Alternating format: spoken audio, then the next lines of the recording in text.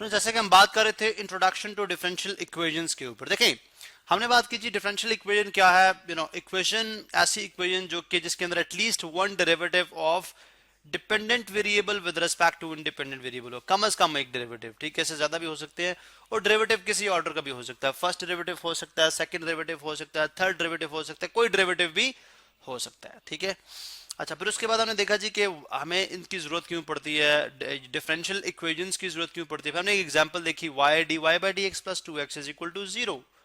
ये एक differential equation है क्योंकि इसके अंदर अगर आप देखें तो जो डिपेंडेंट वेरिएबल है y, उसकी differentiation with respect to x जो कि एक इंडिपेंडेंट वेरिएबल है मौजूद है, इसलिए ये एक डिफरेंशियल इक्वेशन है। फिर हमने देखा हमें डिफरेंशियल इक्वेशन किस तरह से सर्व करती हैं, किस तरह से हमें हेल्प करती हैं।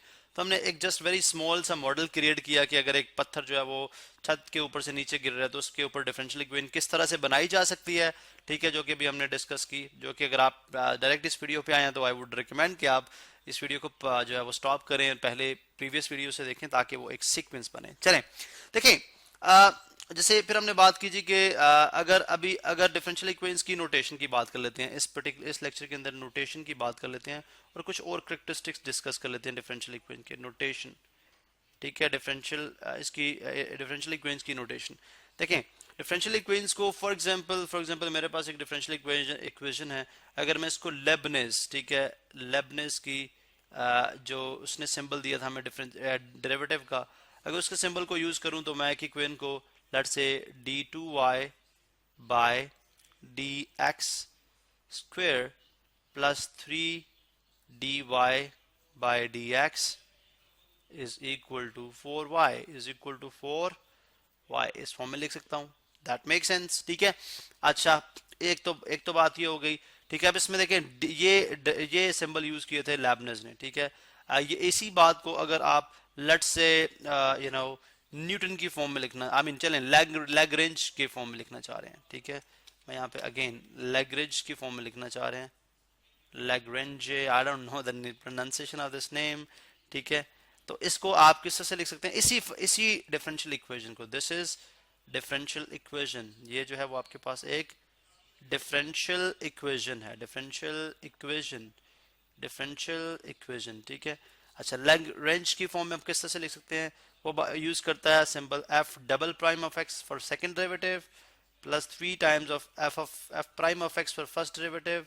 तो ये किसके इक्वल हो जाएगा, 4 टाइम्स ऑफ वाई के equal, 4 times of f of x. अब y है तो y is the function of x, तो F 4 times F of x, ठीक है, ये बात होगी। उसके बाद देखें, अगर आप यही बात कॉशी की फॉर्म में लिखते हैं, कॉशी अगर वो आके आपको इसी जो है वो डिफरेंशियल इक्वेशन की नोटेशन बताते हैं तो वो किस तरह से लिखेंगे, इसी चीज को derivative double derivative of f of x, ठीक है, उसके बाद plus 3 times of single derivative of f of x is equal to 4 times of f of x. तो ये बेसिकली जो है वो डिफरेंट नोटेशंस हैं जो कि आप डिफरेंशियल इक्वेशन के अंदर देखते हैं। एक और जो इंटरेस्टिंग बात है वो ये है कि फॉर एग्जांपल जब हम इसको इक्वेशन कह रहे हैं, लेट्स से अगर आप एक अलजेब्रिक इक्वेशन की बात करें, ठीक है, मेरे पास एक अलजेब्रिक इक्वेशन है 4x square plus 8x plus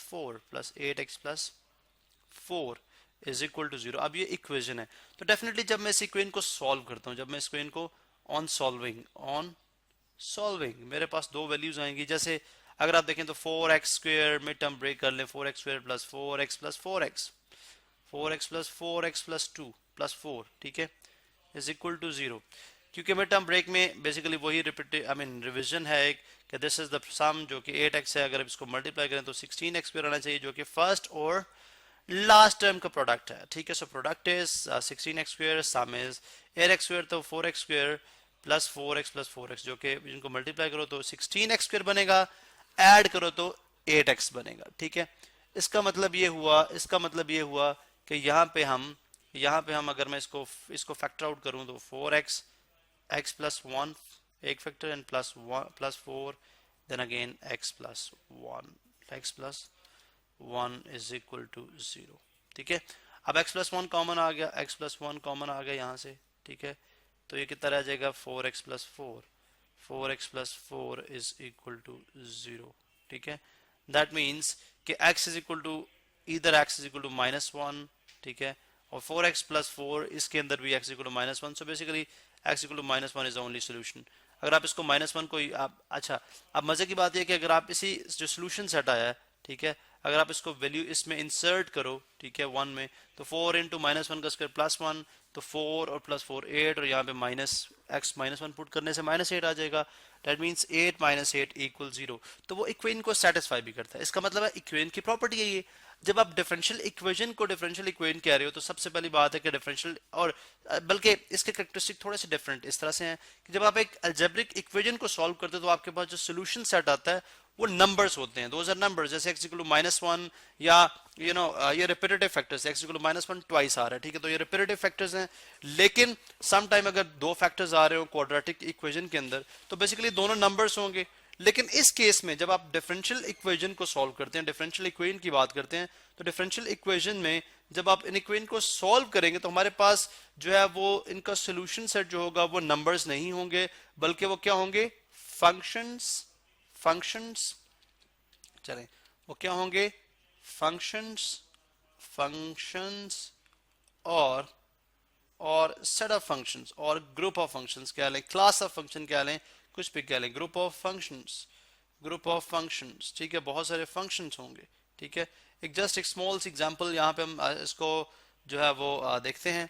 for example मेरे पास एक फंक्शन है इसी पर्टिकुलर सिचुएशन के लिए, चले मैं यहाँ से इसको कॉपी करता हूँ, ठीक है, यहाँ से मैं इसको कॉपी करता हूँ, लेट मी कॉपी दिस, चले मैंने यहाँ से इसको कॉपी किया और यहाँ पे लाके इसको मैं पेस्ट करता हूँ, let's say I pasted it here.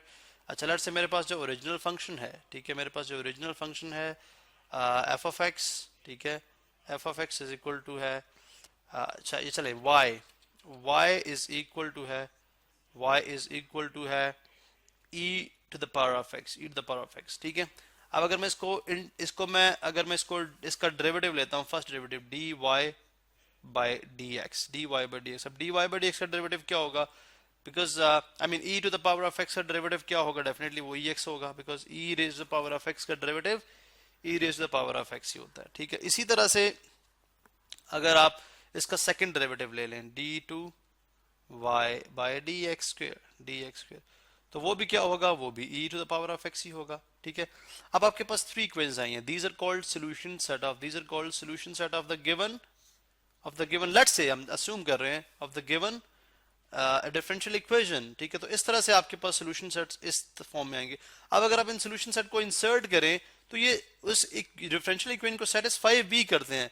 यानी अगर आप यहाँ पे देखें, लेट्स से d2y by dx square is ex, तो ex plus 3 times of dy by dx कितना है, ex is equal to 4 times of what is y is e to the power of x, ठीक है।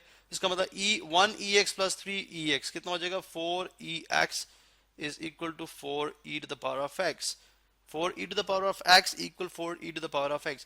दैट मीन्स कि ये इस given equation को satisfy भी करते हैं। तो इस तरह से आप जो है वो डिफरेंशियल इक्वेशंस को हम जो है वो सॉल्व भी करेंगे।